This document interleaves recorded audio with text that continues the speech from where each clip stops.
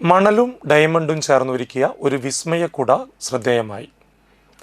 ലോക പ്രശസ്ത മണൽ ചിത്രകാരൻ ബാബു എടക്കുന്നിയാണ് ഈ സൃഷ്ടിയുടെ ഉപജ്ഞാതാവ്. ലോകത്ത് ആദ്യമായി മണലുകൊണ്ട് ചിത്രം വരയ്ക്കാം എന്ന് കാണിച്ച ബാബു എടക്കുന്നി തൃശ്ശൂർ പൂരത്തിലും അത്ഭുതം സൃഷ്ടിച്ചു.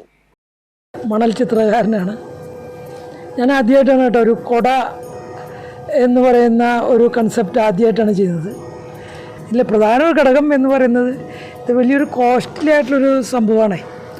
അപ്പോൾ ഇതെങ്ങനെ അത് സാമ്പത്തികം എങ്ങനെ മേഖല എങ്ങനെ തരണം ചെയ്യാമെന്ന് നിൽക്കുമ്പോഴാണ് ഒരു സ്പോൺസറെ കണ്ടെത്താം എന്നുള്ള രീതിയിൽ ഞാൻ ചിന്തിച്ചത്. മനേഷ് മനോഹർ എന്ന ഒരു മിഡിൽ ഈസ്റ്റ് വ്യവസായിയാണ്. അപ്പോൾ ഞാൻ കാര്യം പറഞ്ഞ് മനസ്സിലായപ്പോൾ ആൾ കലേനെയൊക്കെ കുറേ അധികം സ്നേഹിക്കുന്ന ആളൊരു മുൻ പാട്ടുകാരനും കൂടിയായിരുന്നു. അപ്പം ഞാൻ ഈ കാര്യം പറഞ്ഞപ്പോൾ ആൾക്ക് എന്തായിക്കോട്ടെ നമുക്കത് ചെയ്യാം എന്ന് പറയുകയും അങ്ങനെ അത് ചെയ്യാനുള്ള എല്ലാ സാമ്പത്തിക സഹായവും ആൾ ചെയ്തു തന്നു.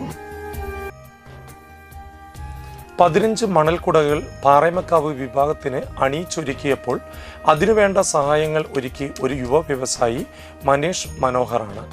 കൂടെയുണ്ടായിരുന്ന കലാകാരന്മാരെ അങ്ങേയറ്റം ആദരിക്കുന്നതിന് ഇദ്ദേഹത്തിൻ്റെ പിന്തുണയാണ് വിസ്മയക്കുടകൾ അരങ്ങത്തേക്ക് എത്തിക്കാൻ സാധിച്ചത്.